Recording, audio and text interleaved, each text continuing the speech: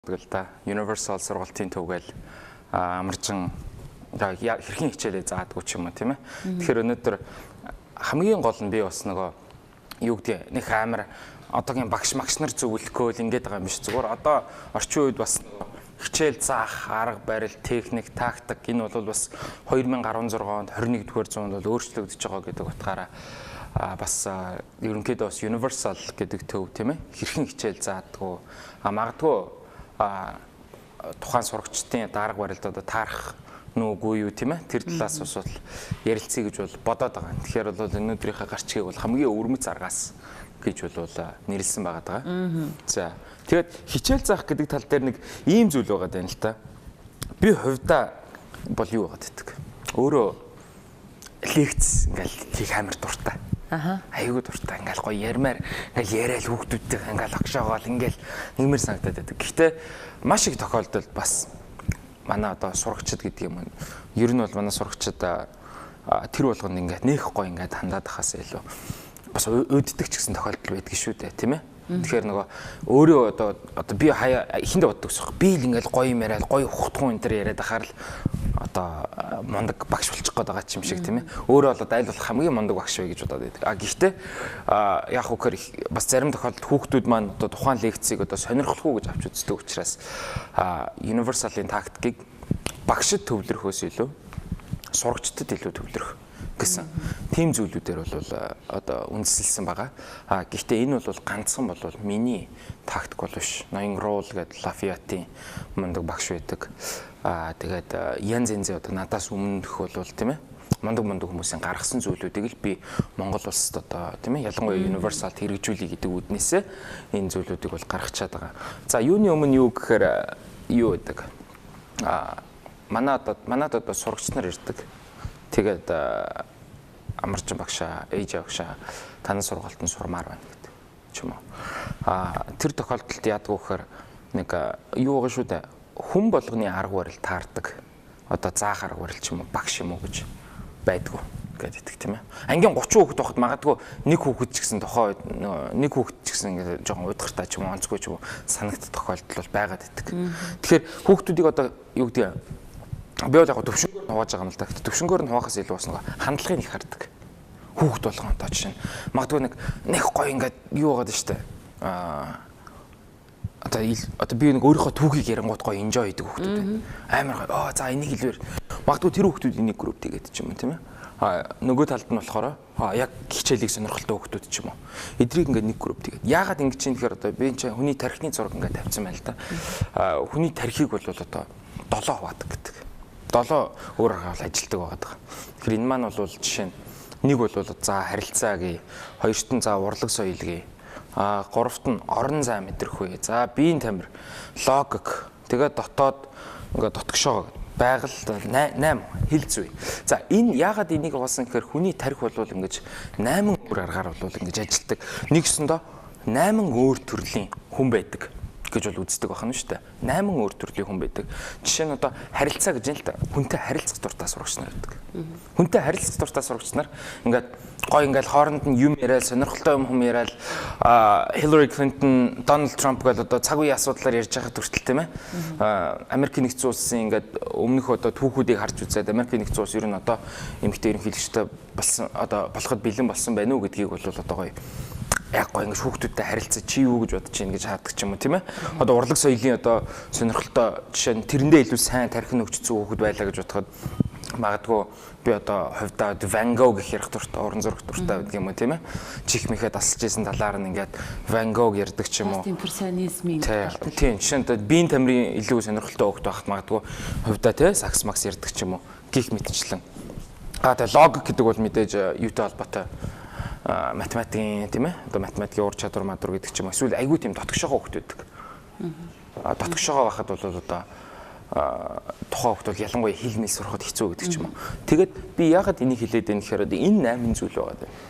Энэ 8 зүйл дээр одоо тулгуурлаж тийм ээ хүүхдүүдийг ингэж за бид нар одоо төвшин тогтоох шалгалт авахаас гадна нөгөө Америкт нөгөө сэтгэл зүйн бас нөгөө хүүхдүүд сэтгэл зүйн шалгалтууд байдаг. Эдний одоо аль нь вэ гэдэг.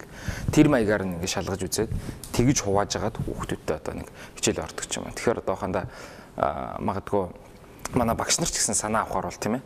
Бас нэг энэ талаас нь бол бас харж болохоор гэдэг үүднээсээ бол эдрийг бол оруулсан байгаа. За тэгэхээр мэдээж бол энийг ярихаас өмнө бид нар боловсрал гэдэг талыг ярих хэрэгтэй. За тэгэхээр надаас өмнө бол тийм ээ Питагора бол оюун ухаан гэдэг асаах хэрэгтэй мод болохоос дүүрэх ёстой сав биш ээ тийм ээ. Одоо оюун ухаан гэдгийг бол юу гэдэг ингээл дүүргээл зүгээр ингээд нэг хуримтлаад идэг юм бол биш тийм ээ. Ингэж өдөөж өгөх хэрэгтэй, байнгын тордох хэрэгтэй гэдэг утгаас бол тэгж хэлж ирсэн. Мандела бол мэдээж дэлхийг өөрчлөх хамгийн том зэвсэг бол боловсрал гэж хэлсэн. Эйнштейн бол боловсрал гэдэг нь альва зүйлийг цээжлэх биш. Харин тархийг одоо хэрхэн бодоход итгэн сэтгэхэд бэлддэг зүйл юм аа гэж тийм ээ. Тэгэхээр тэр утгаараа бол өнөөдөр ярьж байгаа өнөөдрийн лекцийг онцолж байгаа нь бол одоо боловсролын салбартаа бол зайлшгүй одоо холбоотой боловсрал гэдэг маань одоо яагаад чухал юм гэдэгтэй бас холбоотой учраас энэ хүмүүсийн хэлсэн үг бол бас өнөөдрийн лекцийг ч гэсэн бас одоо илтгэлэгч гэсэн авчирж байгаа гэж бол бодоод байгаа. За тэгэхээр юу байгаа вэ? Багшаас сурагчд руу төвлөрөх гэдэг маань бол илүү юу гэсэн шүү дээ тийм ээ. Багшаас сурагчд руу төвлөрөх чиглэлгүй хандаад байгаа гэдэг. Тэгэхээр энэ маань юу гэсэн үг гэхээр хэд хэдэн зүйлийг анхаарах хэрэгтэй болно. Хэд хэдэн зүйлийг анхаарах хэрэгтэй. Хуучин бол яадаг байсан гэхээр за миний мэдхээр би ч бас нэгэн цаг үед сурагч байсан. Тэгэхээр багш самбарын урд гардаг. Тэгээд хүүхдүүд ингээд хойно тэгээ нэг юм хан маягийн юм үүсцэн. Тэгэл хүүхдүүд чив чимээг авах хэвээр багш заах хэвээр тэгэл эсвэл магадгүй улсын сургууль ч юм уу төлбөртэй сургууль мургуулч гэсэн яг тэгдэг би мөнгө төлж байгаа бол ингээд заагаад ингээд ер нь заагаал нэг нь сураал ингэж одоо болох зүгээр л ингэх ёстой гэсэн маягаар бол их хандаад идэг. Гэхдээ хэд хэдэн энэ дээр бол анхаарах зүйлүүд бол байх хэрэгтэй гэж бодоод байгаа. Зөвхөн багш одоо заагаад сурч сурах гэхээс илүү. Тэгэхээр сурагчдыг үр бүтээлтэй болгох.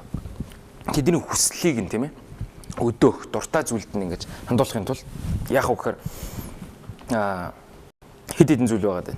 Магадгүй нэгдүгээр сонголтын дээр анхаарах хэрэгтэй. Энэ болгоныг би одоо тайлбарлах гэдэг. Тухайн сурагчдад одоо сонголт өгөх тал дээр тийм ээ. Одоо хэрхэн заах вэ, яах вэ гэдэг дээр. Тэгээд хамтран ажиллах бол чухал. Тэгээд харилцаа холбоо. Сурагчдыг хооронд нь харилцах болон өөрөө ч гэсэн ингэж харилцах гэдэг тал дээр. За тэгээд мэдээж шүүмжид хандлага альва зүйл дээр шүүмжтэй хандах хэрэгтэй. Энэ бол заавал ингэж юм болох нэг шүүмжлээд байна гэсэн үг бол биш. Тийм ээ. Тэгээд бүтээлч байдал. Бүтээлч бай гэл тэгээд байдаг шүү дээ тийм ээ. Юмн дээр ингэж гоё креатив хандах хэрэгтэй гэдэг утгаараа. Тий. Энэ зүйлүүдийг өдөөж өгөхийн тулд бол тийм ээ. Одоо тухайн одоо багшийн гэдэг юм одоо миний хувьд бол надаас бол маш их юм бол шалтгааллах гэдэг шүү дээ. Маш их юм шалтгааллах гэдэг. За жишээ нь ингээд сонголт дээр ярил л да. За дэлгэцэн дээр харагдаж байгаа бол юу вэ? Би одоо зүгээр нэг асуулт асуусан. Дүнгийн систем гэдэг хамгийн шилдэг арга барил боловсралд. Санал нэгдэж гин үү? Санал зөрж гин үү? Гэдэг зүйл байгаа тань. Энэ бол цэвэр TOEFL-ийн эссений асуулт. Одоо writing section. Тэгээд цэвэр энэ бол эссений асуулт байгаа гэдэг. Тухайн хүүхэд яа тий дүн тавих A B C D E F гэдэг энэ 5 үсгээр бол тухайн хүүхдийн одоо мэрэлтийг гэдэг юм уу те ямар нэгэн зүйлийг одоо өөрийн гэсэн одоо хөдөлмөрийг бол одоо энээс өөр үнэлэхээс арга байхгүй гэж байгаа нөгөө талд нь магадгүй тухайн хүүхдэд дуртай зүйлийг нь олгоод өгөх хэрэгтэй. Заавал дүн тавих албагүйгээр тухайн хүүхдийг одоо ямар нэгэн байдлаар бол дүгнж болно гэдэг ч юм уу тий. Хоёр өөр талын сонголтууд байгаа. Жишээ нь самбар дээр бол бичсэн байгаагаар бол 3 өөр сонголтоор жишээ нь дүнгийн систем хамгийн бэст нь үгүй юу гэдэг асуулт байгаа шүү дээ. 3 өөр сонголтоор жишээг нь тавиад тэгээд тэрэн дээр нь дандаа нөгөө юу бичсэн байгаа introduction буюу эхлэл хэсгийг нь бол бичээд өгсөн. Тэгээд тухайн хүүхэд энэ эхлэл хэсгийг хараад за эндээс би үргэлжлүүлээд ингэж бичвэл болох юм байна гэсэн маягаар ингэж сонголтыг бол одоо магадгүй тэгж өгөх нь зөвхөн одоо зүгээр эссе бичиж яхад ч юм уу те эсвэл магадгүй өөр аргаар ус өгж болно. Зарим тохиолдолд юу байдаг? Миний арга барил ерөөсө хүүхд болгонд ойлгомжгүй ч юм уу те үр дүнгүй гэж болно шүү дээ. Тэр тохиолдолд яах вэ гэхээр компьютер дээр суулгачих. Хүүхдүүд компьютерийн туториал юм уу компьютерийн давталгуудаас үзэнгүүт багшаа би ингээ компьютероос ингээ илүү ойлгоод байна. Компьютер дээр үзэхэд бол илүү надад үр бүтээлтэй байна гэж бол зүгээр тийм ээ. Магадгүй би илүү сайн одоо заач ч юм уу одоо тухайн зүйлээ одоо санаагаа ойлгуулж чадахгүй бол хүүхдүүдийг компьютер дээр суулгаж агаад юм хийлгдэг. Зүгээр одоо ингээд энгийн өдөр ч юм уу universal-аар ч юм одоо ингээд ороод гарлаа гэж бодоход яах вэ гэхээр манайд бол хүүхдүүд баян компьютерийн дасгалуудыг бол баян хийж байгаа гэдэг утгаараа бол энэ зүйлүүд дээр бол тэр сонголт гэдэг тал дээр нь бол илүү яах хэрэгтэй гэж бодож байгаа. За энэ дээр би нэг амар малгай өмссөн. Энэ дээр яах вэ гэхээр бас яг адилхан.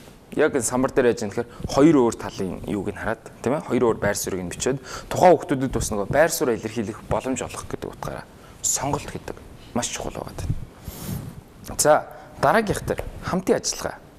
Хамт ингэж бид нар яагаад тэгэхээр байгалийн амтан тийм үү? Бид нар бол байгалийн амтан байгаа гэдэг. Энэ дэлхий дээр одоо хамгийн одоо хэрцгий шийтгэл гэх юм уу тийм ээ? Одоо цаазын ялаас илүү нь бол одоо ганцаарнгийн гяндан торих гэдэг юм уу тэгж ярьдаг шүү дээ. Нөгөө үхлийн дараах амьдрал гэдэг. Яагаад гэвэл тухайн хүн нэг шүнтэй харилцахгүй байгаа гэдэг утгаараа. Тэгэхээр бид нэр цаанаасаа харилцах хэрэгтэй, харилцах шаардлагатай тийм хүмүүс байна. Тийм үү? Тийм хүмүүс байгаад идэг. Тэгэхээр хамтын ажиллагаа гэдэг айгүй чухал. Одоо чинь энэ ч яаж ийн гэвэл одоо яг ахаал эсэний асуулт өглөө шүү дээ. Энд ч яаж ингээ группээр хуваагдчихсан тийм ээ. Группээр хуваагдаад мэтгэлцээ хийдэг ч юм уу. Багаараа хамтарч жагаад ингээ тгий. Тэгээд багаараа хамтарч ингэж хийхээр яах вэ гэхээр тухайн сурагч юу гэдэг? Багшаас сурах бас нэг өөр. Ангийнхнаас сурах юм их байгаад байдаг. Тийм ээ? Ангийнхнаас сурна гэдэг маань хамт олоноос сурна гэдэг маань бас нөгөө их сургуультч тэр нөгөө төлбөрөө төлж байгаа тэр үр ашиг нь бол тэр байгаад байдаг. Хамт ажиллах гэдэг утгаараа хамтын ажиллагаа бол айгүй чухал. Тэгэхээр энэ дээр бол одоо эхнийхэн сонголт байна, хоёр дахь нь хамтын ажиллагаа. Энэ дээр бол бас анхаарах хэрэгтэй гэдэг утгаараа. Хамтын ажиллагаа гэдэг дээр бол одоо хүүхдүүд тийм ээ завсарлагаанаар ингээм хамт одоо сангивсаа шарж байгаа хүртэл зураг байгаа байхгүй. Тийм ээ хамтаар багаар ажиллах гэдэг шүү дээ. Тэр утгаараа.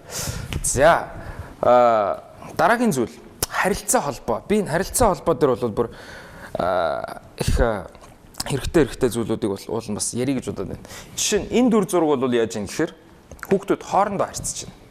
Ярихдаа. Яг уу гэхээр альва тохиолдолд бол хэл сурахдаа хүн ичдэг, санаа зовдөг, тийм ээ? Хоорондоо харилцаж байна. Тэгэхээр зүгээр энэ дээр зүгээр нэг юм хэлэхэд ийм байгаад байна. Бидний тарих гадаад хэлийг сурахад шүү. Энэ дээр зүгээр миний өгөх гэдэг зүйл гоо. Бидний тарих ингээд баян ингэж юмыг зүв байх хэвээр энийг зөв хий гэж тэг програмчлагдсан одоо байгаад байна шүү дээ. Ер нь ямар ч юм хийсэн зөв хийх ёстой гэсэн. Гадаад хэл сурахдаа магадгүй буруу хийх ёстой тийм үү? Алдаа гаргах ёстой гэдэг утгаараа. Алдаа гаргах гэдэг ёстой. Тэгэхээр яг хөхөр алдаан дээрээ ингэж одоо энэ ч ингээд байгаа хүүхдүүд бол бүгдээрээ хэл сурж байгаа хүүхдүүд байгаа шүү дээ. Тэгэхээр нөгөө ингээд хоорондоо ингээд ярилцаад тийм ээ? Хоорондоо харилцаа холбоотой байгаад ирэхээр ичиж зовх юм байхгүй. Алдаа гаргах нь үз гэдэг утгаараа. Тэгээ дээрэс нь хүүхэд болгон одоо ингэж бодоод байгаа. Харилцаа холбоохоор хүүхэд хооронд юм биш бас. Багш ч гэсэн хэрэгтэй. Магадгүй ингээд хүүхэд болгон тийм ээ. За чи мундаг шүү. Хэн бидгийн тийм ээ. Чи заавал энийг одоо хийж чадна. Өөрөд нь ингээд жоохон урмын нөгөөх юм бол тийм үү. Хийж чадахгүй зүйл дээр нь одоо шүүмждэггүй хийж чаддаг зүйл дээр нь урмын нөгөөх юм бол тухайн хүүхэд бас урам зориг аваад тухайн хичээл дуртай болдог. Цаашлаад бүр сурахад дуртай болдог. Яагаад гэвэл хүн болгон онц сурдаг бай, мууц сурдаг бай. Би бодоод байгаа байхгүй. Ямар нэгэн байдлаар багш тухайн онд нөлөөсөн байдаг. Онц сурдаг бай, муу сурдаг бай. Хүн болгон тийм ээ багш ямар нэгэн байдлаар нөлөөсөн байдаг гэдэг утгаараа зөв тэр утгаараа яаж байгаа. Харилцаа холбоо гэдэг хүүхдүүдийг хооронд нь харилцуулах мөн өөрөө бас тухайн хүүхдэд харилцах гэдэг бол айгүй чухал зүйл байгаа юм л да. За тэгээд хүүхдүүдтэй харилцах гэдэг тал дээр одоо чинь энэ ч бол бид нэр ингээд ангаараа прожектор тавиад кино үзээ сууж байна л да тийм. Энд бас тухайн хүүхдүүдийн коллективийг сайжруулах гэдэг үүднээс энэ бол хэрэгтэй. За би сая ярьсан нөгөө зүв байх. Бид нэг ингээд дандаа ингээд заавал ингээд юмыг зүв хийх гээд зүв биш ч юм уу зүв биш болов уу гэж бодохоор санаа зовоод идэг. Тэгээ бидний тархинд ингээд тийм програмчлагдсан байгаа. Би тэгэхээр дараагийн слайдыг бол харуулах гэдэг юм л да. Энэ дээр юу байгаа вэ? За англиар жишээ нь think гэдэг үг байгаа тийм үү? Би харилцаа холбоотой дээр яриад байна л да. Хүүхдүүдийг одоо энэ дээр одоо юу байгаараа гэж бит санаа зовлтгоо. Зүгээр энгийн зүйл хэл сурахад гэсэн үг хэрэгтэй. Think бодох гэсэн үг тийм үү? Бодох. Think гэдэг үгэн дээр яг хөхөр одоо манай монгол хэлэнд бидний тархинд think энэ байхгүй. Тэгэхээр байхгүй болохоор ингээд бид нар буруу болчих юм шиг санагдаад байдаг. Гэхдээ яг хөхөр тухайн хэлний одоо юуг нь аваа хийчих нь шүү дээ. Зүгээр нь үсгийн дараа A B C D E F гэдэг шиг тийм ээ. тухайн хэлийг сурж байгаа тэр үсгийн дараалал аваа хийчих хэрэгтэй. Ерөөсө зүгээр л одоо юугаар бодохгүй. Зүгээр нь уламжлалт аргаар биш гэдэг утгаараа тийм ээ. Тухайн хүн бол яг өгөхөр тархинасаа тэр нөгөө би буруу байх болов молоо гэдэг зүйлийг аваа хийчих хэрэгтэй. Тэгэхээр яг юу гэдэг ингэ think гэдэг ингээд хүн нөгөө тархин ингээд бодоод штэ яана энэ юу яриад байгаа юм бол яг тэгэж ингээд тархин бодоод ингээд яг сэтгэж явах үед яг нөгөө юунаас гарч эхэлж байгаа байхгүй нөгөө одоо өөрийнхөө нөгөө комфорт зон тухтай байдлаас гараад яг нөгөө зүг замнал руу орж ирэх юм уу think гэхэд хүртэл хэрэгтэй. Энд дэр чинь дараагийн үг нь гэсэн яг л одоо би сурагчтайгаа зовлон ойлгох гээд Франц л бас давхар сураад байгаа. Тийм ээ? Агва гэдэг үг тийм үү? Баяртай. Тэгэхэд яадгүй хөр бид ингээл яг зүг унших гээд байдаг. Агва гэдэг бол одоо манай г үсэг хатуу юм шиг сонсогдож байгаа үсэг агва. Энэ бол байхгүй байгаа шүү дээ. Тэгээ тэр утгаараа зүгээр бид нар бол заавал тэрийг одоо санаа зовгоо тэгээд шаардлага байхгүй гэдэг утгаараа. Тэр энэ дээр бол би харилцаа холбоо дээр хүүхдүүдтэй бол ерөөсөө санаа зовох хэрэггүй гэдэг утгаараа байнга тайлбарлаж идэг. Тэрэн дээр анхаарах хэрэгтэй. За дараагийнх нь бол шүүмжид хандлага гэж юм л да. Аливаа зүйлийг шүүмжид хандах хэрэгтэй гэдэг. Энд чинь бол одоо хүүхдүүд манай хүүхдүүд одоо SMS бичсэн. Хүүхдүүд л яг эссен дээр бол аягүй харагддаг. Дээрэс нь бид нар яадаг вөхөр шүүмжид аливаа зүйлийг шүүмжид хандна гэдэг маань тухайн хүүхдэд бидний баримтлагдаг зорилго бол тухайн хүүхдийг одоо юу бодохыг заах биш тийм ээ. Хэрхэн бодохыг заах дээр тулгуурласан байгаа. Юу бодохыг заах биш. Хэрхэн бодох вэ? Хэрхэн сэтгэхгүй гэдэг дээр. Тэгэхээр энэ дээр бол аливаа зүйлд бол шүүмжид хандна гэдэг маань хоёр талаас нь харах хэрэгтэй, наанта цаантаар харах хэрэгтэй тийм ээ. Энэний өмнө бол бид нөгөө доктор Мартин Лютер Кинг гэдэг юм уу, Огустин гэдэг юм уу, Аквинас гэдэг юм уу энэ хүмүүс бол ер нь бол бүх зүйлийг тийм асууж ийж, лавлж ийж энэ буруу юм биш үү? Энэ яагаад ийм байх ёстой гэж асуулт тавьснаар дараагийн зүйл ингэж өсч хөгжиж идэг. Манайд бол зүгээр яг хуу миний зүгээр нэг ганц хэлэх гээд байгаа юм юу гэдэг вөхөр миний хүүхд тийм ярьдгүй ингэж болдгүй ингэж асуудгүй хамаагүй ингэж ярьдгүй ингээл эсвэл ингээл за энийг л даах ёстой ингээд энэ төр гэл тэгээд идэв шүү дээ. Ерөөсөө хүүхд асуулт асуулгадгүй ч юм уу. Яагаад магадгүй багшаа таачсан буруу байж болно шүү дээ гэдэг ч юм уу тий. Тэр тал дээр бол ингээд бүх тал дээр бол шүүмжтэй хандах хэрэгтэй. Гэтэ бүх юмыг шүүмжил гэсэн үг л биш. Тэгэхээр тэгснэр бол тарих өөрөө ажиллаж идэг, хөгжиж идэг. Тэгэхээр энэ тал дээр нь бол илүү анхаарах хэрэгтэй болов уу гэж бол харж байгаа юм л да. За, бүтээлч байдал хамгийн сүүлийн хэсэг нь. Бүтээлч байдал. Бүтээлч байдал яах вэ гэхээр нэгдүгээрт хүүхдийн бүтээлч байдлыг өдөөж өгч явах хэрэгтэй тийм үү? Хоёрдугаарт би өөрөө бүтээлч байх хэрэгтэй байгаа шүү дээ. За эхний хэсгийг яриа л да. Яагаад энэ зургийг тавьсан байна гэхээр түрүүчийн дугаарууд дээр ярьж байсан. Магадгүй одоо үзэгчд маань үзег бол Эйнштейн би одоо нөгөө юу ярьж их сургуулийнхаа эсээг ярьжсэн тийм үү? Хүүхдүүд багшаа таадаг бол ямар эсэ бичсэн гэдэг. Асуухад би өөрийнхөө Эйнштейний талаарх нөгөө эсээг ярьжсэн. Гитлер, Митлер энэ төр гэдэг тийм ээ. Тэгэхээр энэ бол цоо шинэлэг маш өвөрмөц байдлаар бол аль болох эсээг бичгийг бодож байгаа шүү дээ. Тэгээд энийг одоо өдөөд хэрхэн сэтгэх үү гэдэг тал дээр л дээ бас. Одоо манай нэг хүүхэд нэ бильярдтай холбоотой эсэ бичсэн гэсэн. Амьдралын яг ингээл нэг бильярд шиг яваад идэг. Тэгсэн чинь энэгээр юу харуулж ийн гэдгсэн. Яг л нөгөө хамгийн сүүлд нөгөө 8 гэдэг одоо хар бөмбөгийг үлдээсэн тийм ээ. Тэгээ тэрийг харсан чинь одоо надад ганцхан бөмбөг үлдээсэн байгаа. Энийг харсан. Миний хааруудад орох мөрөөдлөгдөг ч юм уу тий. Тэр маягаар ингэж айгуу гой сэтгэсэн байгаа байхгүй манай нэг хүүхэд. Чүдэнцтэй бас холбоотой нэг эсэ бичсэн байсан. Зарим хүмүүс чүдэнц шиг, зарим хүмүүс зожиолог шиг, зарим хүмүүс зипо шиг гэдэг ч юм уу. Тэсвэр үлдэх тал дээр. Тэгэхээр юу гэхээр хүүхэд ингэж бүтээлч чөлөөтэй байх сэдлийг нь бол одоо гаргаж өгнө гэдэг маань аюу чухал юм болов гэдэг утгаар creative хүүхдийг creative сэтгэх гэдэг шүү дээ. Creative сэтгэлгээ гэдэг бол маш чухал байгаа энэ дэр. За тэгэхээр өөрөө бүтээлч байх тал дээр би бол бас зүгээр ганц юм гэж бодож байна л та. Энэ хэсэг үү шүү дээ. За энийг бол уншаад явах ингээд ийм байгаа. SAT гэдэг шалгалт байна. SAT гэдэг шалгалт маань бол бид нараас зөндөл ярьж ирсэн. Одоо маш хэцүү шалгалт байдаг. SAT шалгалтыг сайн авчих юм бол Америкийн нэгдсэн улсын бас шилдэг сургуулиудад орох анхны боломж бол нэгдэж байгаа. Ер нь анхны бөгөөд ер нь хаалгыг хааж байгаа гэсэн үгтэй сайн өнөөхөд бол тэтгэлгээр сурах боломжтой. Засгийн газраас үйл хамаарч тухайн газар бол тэтгэлгээр сурах боломжтой. Тэнгүүд SAT шалгалтын дээр яадаг вөхөр ингээд унших хэсэг байдаг. Би нэг одоо нөгөө өөрөө бүтээлч байх гэдэг шүү дээ. Тэгэд унших хэсэг байдаг. Тэнгүүт одоо энэ ч бол Америкийн түүх, дэлхийн түүх, нэг зохиол гэдэг ингээд шинжлэх ухааны гэдэг 5 байсан ч байдаг. Энэ унших хэсгээр одоо айгүй хэцүү бас. Анализ хийгээд эн чи юу вэ? Одоо энийг чинь яах ёстой вэ? Энэ юуг тавьсан байна вэ гэхээр би одоо Jack Rutherford-ийн орчин цагийн бүтээгч Чингис хааны талаар номнаас авсан хэсэг байгаа байхгүй. Хүүхдүүдэд заахта энэ хэсгийг ингээд тавьсан байгаа. Би доор нь ингээд бас монголоор орчуулад тавьсан. Тэр шин тэдний хөлөг онгоцтой төрмгийлэгчд байх. Тэгэхээр энэ маань юу илэрхийлж байна гэхээр би хүүхдүүдэд заахта нэг параграф байна шүү дээ. Энийг одоо магадгүй 1800 оны нэг Английн зохиол байх юм бол уншихад хэцүү. Тэгэнгүүт энэ яаж юм гэхээр нөгөө манай Монгол ус нөгөө юу гэж Япон солонгосыг одоо эзлэх замдаа ингэж юу мөн усан онгоц ингээд сүрснэ хэсэг байгаа байхгүй. Тэгэхээр хүүхдүүдэд сонирхолтой байх гэдэг. Тэгэхээр энэ дээр тулгуурж асуултууд тавьдаг тийм ээ. Энэ дээр тулгуурж асуулт тавиад тэгж SAT-д бэлтгэхээр бас шал өөр. Монголын түүхийг ордог. Өөрөө одоо нөгөө тухайн одоо унших эксептүүдийг бэлтгэх нь биш үү дээ.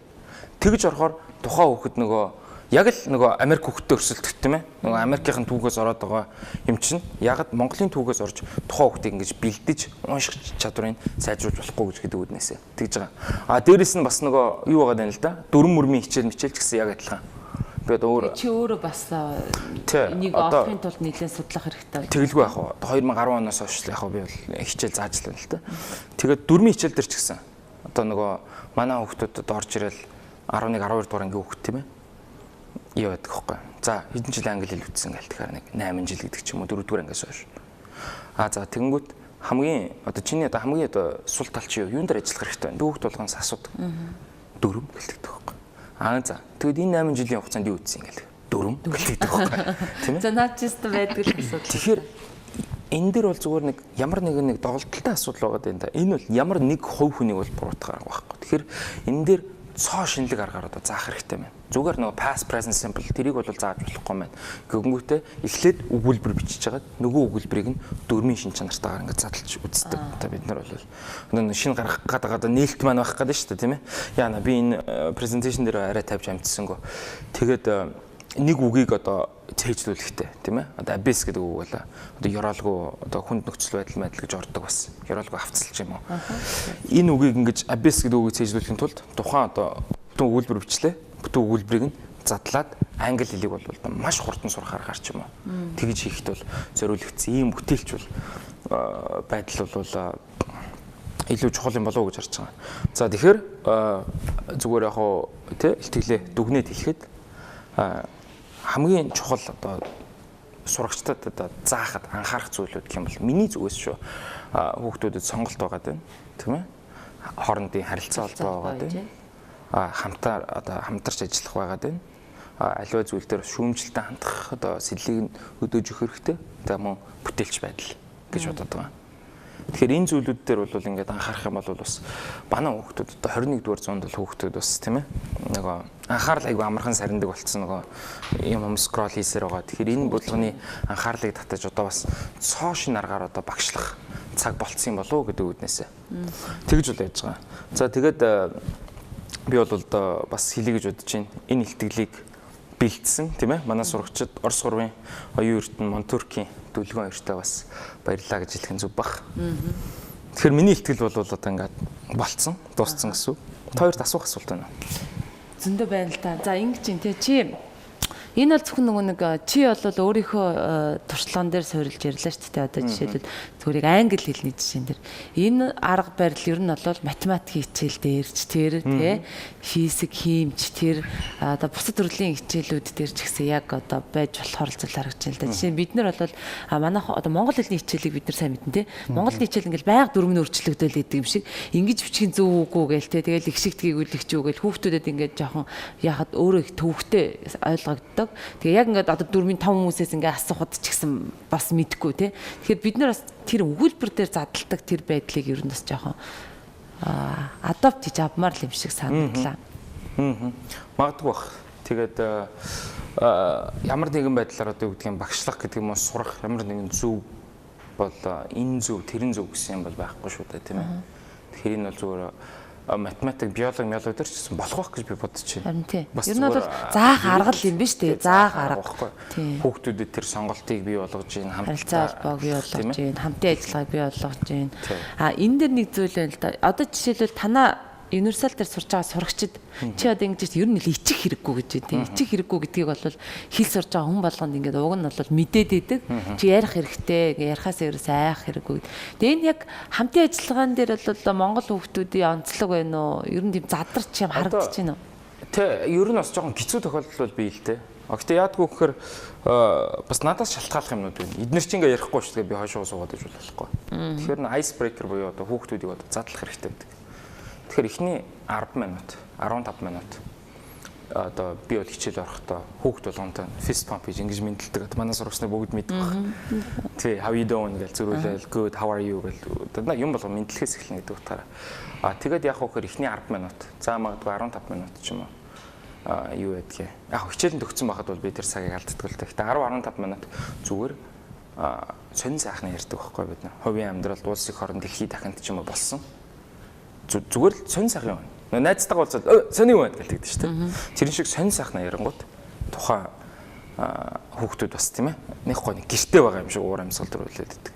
Тэгээд тэгж яриад эхэлсэн тохиолдолд бол ичид заавах маах ч юм ингээл нэг юм яриад ингээл дамжрал явж штэ. За манайха одоо хичээлд орё. Тэр үргэлжлэх ихний 10-15 минут хүүхдийг тэгж чөлөөтэй байлгах. Тэр тал дээр. Огт хүүхд ярихгүй бол тийм ээ. Хинэ тэр юу юм чамаар нөгөө юундаа явж байгаа юм шиг ингээл ингээл нөгөө тухайн өдөөж байгаа тий өдөөгөл яг тэгэхээр нөгөө бас илүү нөгөө сургалтын сурж байгаа биш нөгөө илүү бас нэг гэртээ байгаа юм шиг ч юм уу тийм нэг чөлөөтэй байдал чөлөөтэй уур амьсгалыг бас бүрдүүлэхийг бол миний зүгээс бол боддгийн. Тий. Одоо чинь очрог одоо вайна витер ингээл одоо сурагч байгаа. За өөдөөдөөс хараад. За амаржин манай багш гэж бол. За яар гээл тгий заяа одоо тэгэл ингээл ярих гэсэн чи витерийн нөгөө төвшин амир ялгаатай жишээлбэл би ингээ өөрийгөө мэдээд нь штэ. За баянаг бодох юм бол би айгу муу ярьдаг да гэдэг нэг ийм байдал. Харин яг тийм дээр төвшнгөөр нь хаваатлах байхгүй тийм ээ. Тэгэхээр юу тэр тал дээр. Бүр одоо учиргүй сайн ярьдаг хүүхдийн жишээлбэл одоо муу ярьдаг хүүхдтэй ч гэдэг юм уу ингэж угаас анги болгон ч тийм төвшингийн тогтоо шүү дээ. Тэр нөгөө сэтгэл зүй гэдгээс гадна яг өөрийнх нь нөгөө над дээр ярих юм бол англи хэлний ярих болон бичиг хур чадваруудыг би бол хувьдаа тестээр шалгалт авдаг. Их буруу төвшөнд барилгачаад идэв. Зарим нь нөхдүүд нь буудаж байгаа. Тэг чи ямар төвшин яаж тогтоод энэ төвшинг? Ер нь бол яг хоо чөлөөт маягаар бичих тэгээд ярихыг бол би өөрөө бол шалгаад тэг явчихдаг. Тэгээд тэр утгаараа тэгэхээр хамгийн гол асуудал тэр юм болоо гэж бодоо. Хүүхэд гэртээ байгаа юм шиг тийм ээ. Тэр гоё дотн уур амьсгалыг авчих хэвээр. Тэр маань мэдээж бол юу л да хүмүүс ингээд чөлөөтэй байна гэхээр ингээд маазарч ийн энэ ингээд хамаагүй хичээл ном хийхгүй ч юм уу гэж ойлгоод байдаг. Гэхдээ мэдээж бол чанга зүйлүүд байгаа шүү дээ. Даалгаврыг тогтмолын хичээл таслахгүй хоцрохгүй гэдэг ч юм уу. Гэхдээ тэр дотроо байгаа тохиолдолд чөлөөтэй үжиж хэлийг сурах нь шүү дээ. Тэр утгаараа. За бүгдд нь анхаарал тавьсанд маш их баярлалаа.